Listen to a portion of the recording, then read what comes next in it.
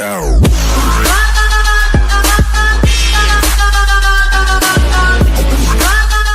Why there's no panic over North Korea.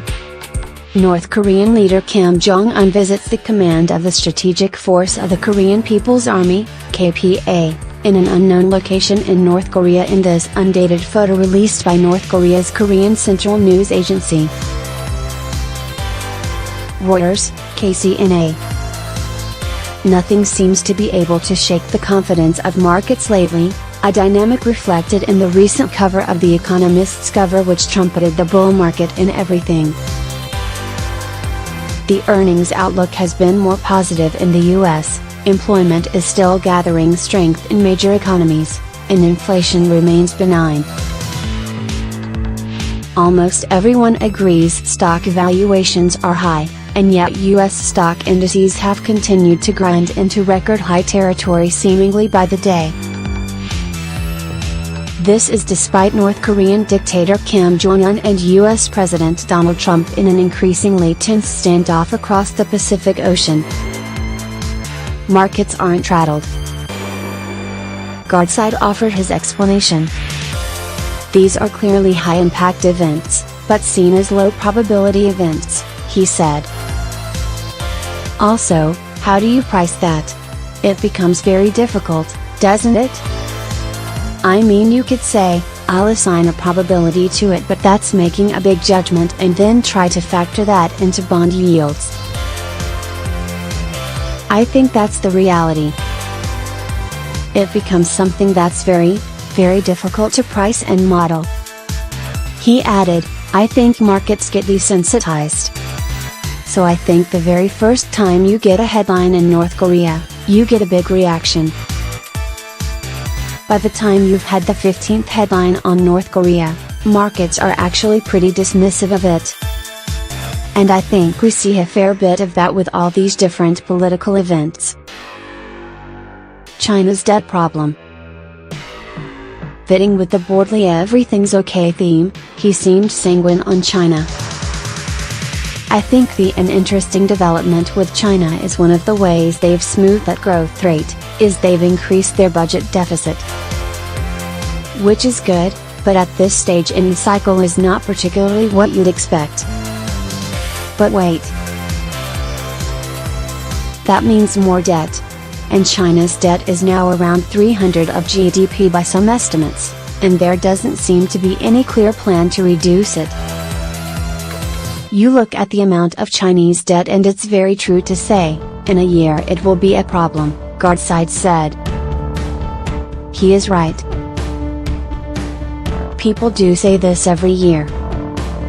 The point is everyone says that at the start of every year, and you look at the amount of debt and leverage and absolutely it's a big number. It's realistic at some point that debt gets consolidated onto the government balance sheet. If you think what other developed countries did when they had too much debt, effectively they shifted that from the household sector, the corporate sector, onto the government balance sheet.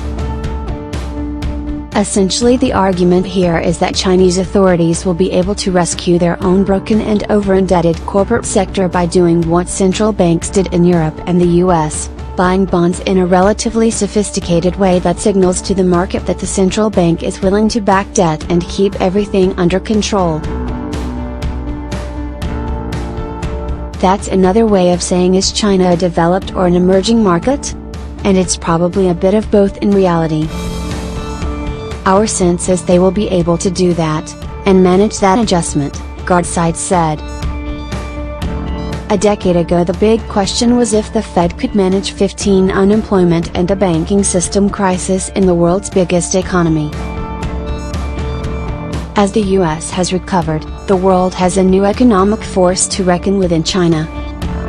His question about whether China is a developed or an emerging market is a profound one for businesses and policymakers around the world.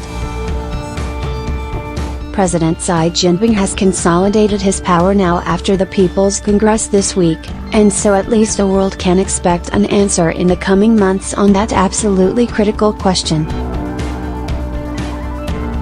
Australia not keen. Guardside used to really like Australian government bonds. Not anymore. Australia and indeed New Zealand are markets we've liked from a global perspective, precisely because of the higher yields relative to other markets, he said. As things stand now though, we've got very little exposure there. And our sense at least is that the RBA will move at least a couple more times in terms of hiking rates. And one of the things that takes the pain there is government yields. So you look at 10-year governments and they've been a good hedge. As you look forward, that's less clear to us. Particularly given where inflation is. Given another inflation shocker this week, that view is likely to be reinforced. The other problem is the consumer debt, huge mortgages and the exposure to China.